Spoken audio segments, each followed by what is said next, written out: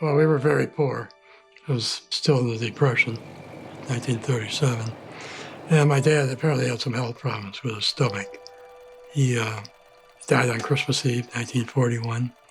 I remember being at the funeral home. They were apparently trying to keep me away from him, but I saw him in the casket from a distance. I ran up to him and Daddy, wake up, wake up, wake up. I just couldn't accept it that he died. I lived in a foster home for about a year and a half with my brother. He was 2.5 years younger than I was. And then my mother put us in a Catholic orphanage. After my dad died, she went back to nursing school, became a nurse. And so the orphanage was about 5-6 blocks from the hospital she worked at in Jackson, Michigan. I remember one time in class, they asked us what we wanted to be when we grew up. I said, I want to play shortstop for the Detroit Tigers, I want to be a priest, and I want to be an architect. And Sister Barada, Sister said, well, Tommy, there's no reason why you can't do that. If you want to, you can do it. And so that kind of encouragement. Yeah, I owe my faith to her. Yeah. It was an incredible amount of spirituality. I mean, we went to Mass every day, we had communion every day, had long morning prayers, long evening prayers. And I really bought into that. And I did go to the seminary. And I wanted to be a priest, I wanted to save souls. And I thought that's what the most important thing I could do in my life. In the 10th grade of the seminary, in the 11th grade, I was in a detention hall with juvenile delinquents.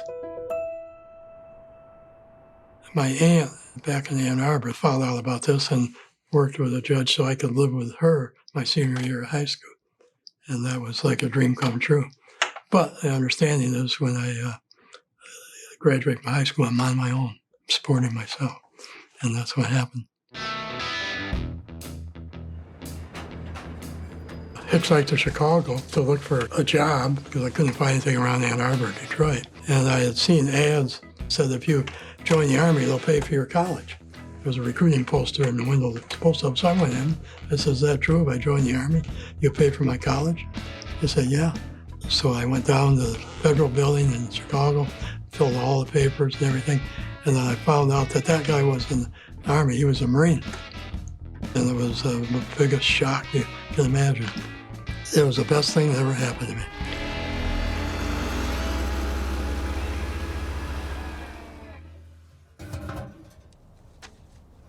My brother was a mailman and in Ann Arbor, and he, on his route, was a pizza place. Got to know the guy, stopped there for lunch, and he happened to have a place in Ypsilanti, which is near Ann Arbor. He had a place that he built that never got off the ground. He tried to talk my brother into buying it, $500 down.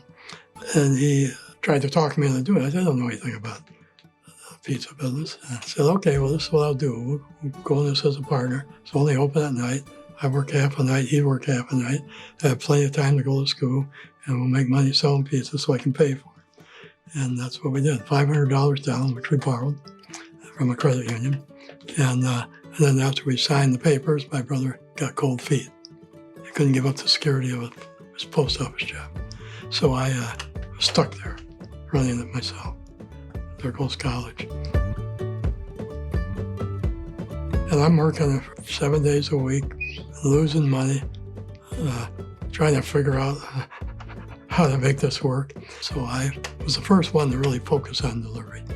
I got rid of the tables. I narrowed the menu down to just pizza and Coke. At the same time, try to make the quality better, just quality and handle the rush. And that's what I did. That first place became the busiest pizzeria in the world.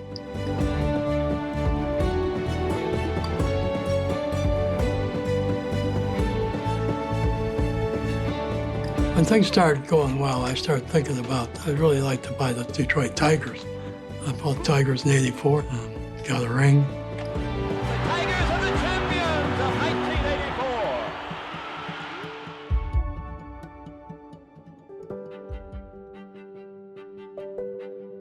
There was a chapter on pride. They call it the great sin. I always knew pride was the greatest of all sins. And I always tried to be humble. Always wanted to impress people, but tried to look like I wasn't trying. And he made me realize that I gotta be, if pride's the greatest sin, I gotta be the biggest sinner in the world. Because by this time I'm buying all the toys, the planes, the cars, the best clothes, traveling all over the world, the best hotels. And I couldn't sleep that night. Right on the spot, I said, I'm gonna give up all ostentatious luxuries. I think I was trying to be a billionaire saint. So I was walking a tightrope. The problem is that rope was getting thinner and thinner. I started the goddess, I was a member of YPO for many years, about 10 years. And I happened to be in Rome. Cardinal of Detroit knew I was coming. He said that, would you like to go to Mass with the Pope John Paul? I said, heck yes.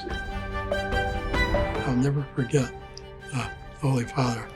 His eyes met mine when he put the host on my tongue. I'll never forget that. And the idea occurred to me, there ought to be an organization like YPO for Catholics. And I knew it was the Holy Spirit, and that's when I started the goddess. It's been 38 years, 90-some chapters, it's about 2,900 members. I want to make sure that I make use of what God gave me for the best possible purpose. And to me, what's the best possible purpose? Help people get to heaven. And the next question is, what's the best way to help people get to heaven? To me, that's also an easy answer. Help the Catholic Church. Our goal at Ave Maria is to be the school the devil hates the most. We want to teach what the church needs the most, not try to be all things to all people.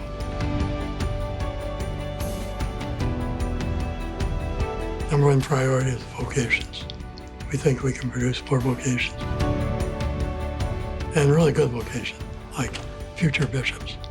That's making an impact.